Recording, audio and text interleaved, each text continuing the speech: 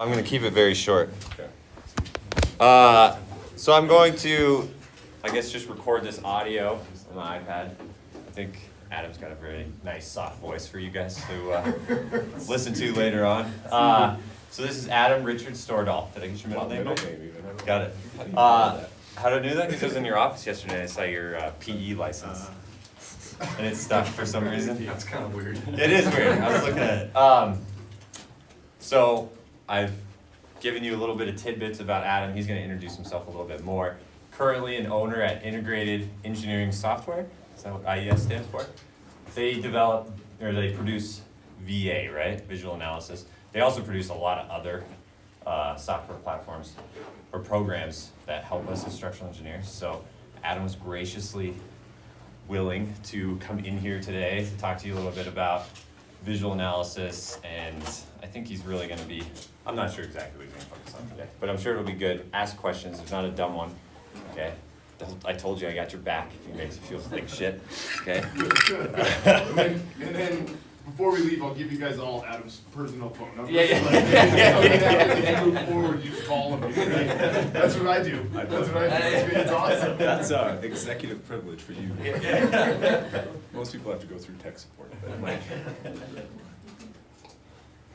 Okay. I got done testing all my stuff I want to show you guys today, and I went to shut down my computer, and it was like upgrading to Windows 11. And I was like, oh man, what could go wrong with that? Of course, I had to do something first thing in the morning. Okay. Thanks, guys, for letting me come chat with you today. So, Mike said it might be good to just share a little bit about myself, background-wise. So, I am from Billings originally, and I came up here for school, did my undergrad and grad at MSU, just like you guys are doing. Learn from the best. I learned from a rookie, Mike Berry. I was a rookie, but That was great. The department's almost totally different, though. It's amazing. I guess it's been a long time. I'm older than I think I am. And then I consulted for a number of years. I worked at Morrison Merrily. I worked at a place in Billings earlier before that, and then Morrison Merrily for a number of years, got my PE. And then I had an opportunity to join IES, and so I left the consulting world to do that. And reasons for doing that is I was always interested in finite elements. I took independent study kind of classes when I was here, one from Mike, that was really good. So I always had I was always into that part of it. I was always excited about the idea of solving a problem with finite element analysis you can't solve otherwise. That always was intriguing to me. So that was part of it. Part of it was I was at Morrison Merrily, and there were like 3 or 4 guys who were like 5 to 10 years older than me in the department, and it's just like, man, I'm never going to move up really in that kind of situation. So it was an opportunity to become an owner and kind of advance my career that way. It was also a chance, I'll let you guys know a little secret. When you're a consulting engineer, you spend a lot of your time like pleasing architects and getting yelled at by contractors. Maybe some of you are already familiar with that. And I was kind of tired of that. So moving to IES allowed me to really be in charge of my own schedule, my own work in a way that I was kind of frustrated with in the consulting world.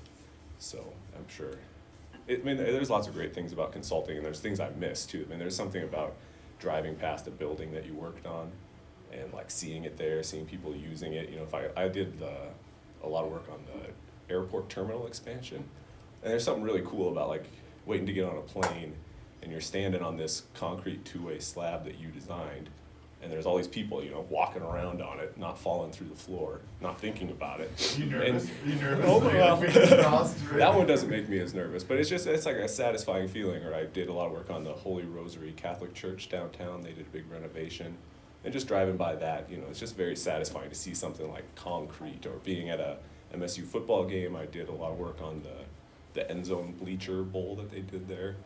And that's a very satisfying feeling, see that just packed with people. Although if people start like jumping up and down, I start sweating a little bit. I'm like, guys, I'm not sure the live load anticipated you jumping in unison on the bleachers, so let's not do that. Is there a design constraint for that? Like, I have no idea. I can't remember how we got that. It was a big live load we used for those. Yeah. I also take comfort in the fact that I'm standing on the crappy east bleachers, and I feel like if anything's gonna fall down, Totally. I'll be dead before Yeah. the other ones fall Yeah. down, and Yeah. so if they fall, I'm not gonna be around to worry about it. That one's scary. So I mean, I do miss that about consulting. I do miss, just that tangible, seeing some bolts in a connection and being like, I figured out there needed to be 3 bolts right there. Like, that's very satisfying. But I also like, in my work now, my projects are my own, so it's not like I'm given something and saying like, here, design this. We just sit together as a group and say like, well, what do we gotta do to make these programs better? And even more importantly, my deadlines are my own, right? And so if I work 60 hours a week often, but it's because I decided something had to be done on a certain day.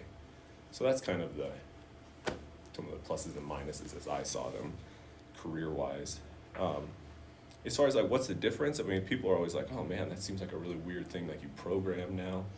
I had to teach myself how to program. But to me, it's just the difference in communication, right? So like you guys coming to school, you're getting all this engineering knowledge and experience in your brain, and then you're going to go get paid to communicate that knowledge through making plans, right? That's the way you're going to communicate that knowledge out of your brain in a way that's useful to people.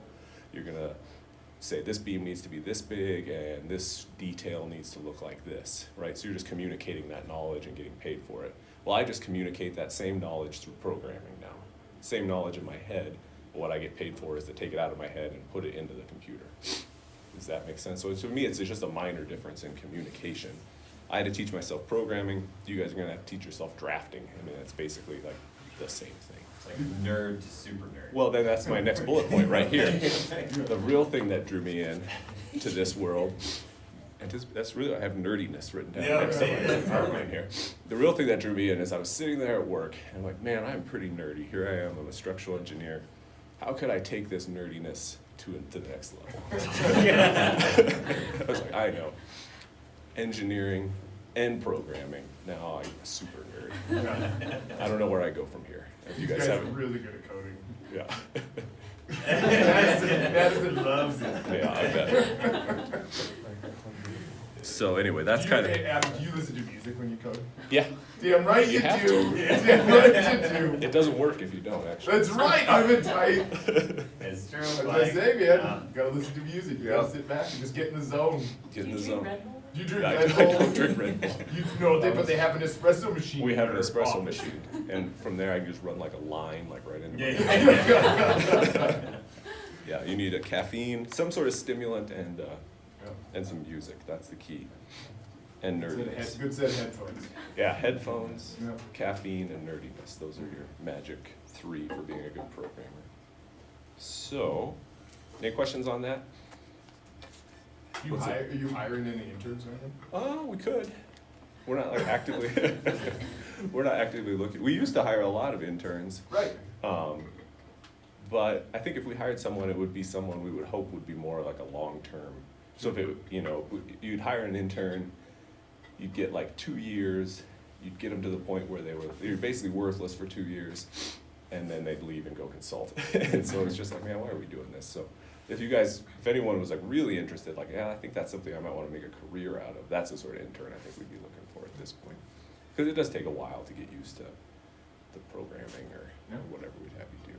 So let me know if someone's interested. Okay, any questions on that? What's it like to be a nerd?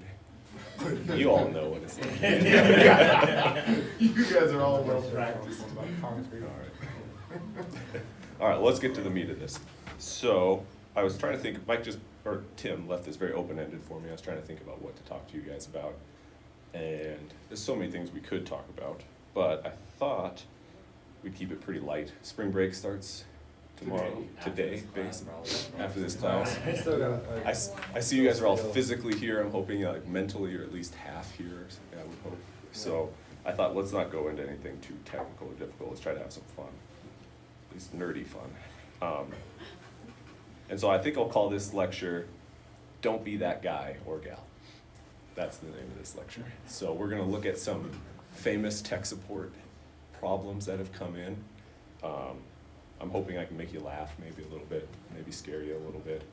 But I actually have an ulterior motive, and it's like, I hope I can get you to laugh at some of these.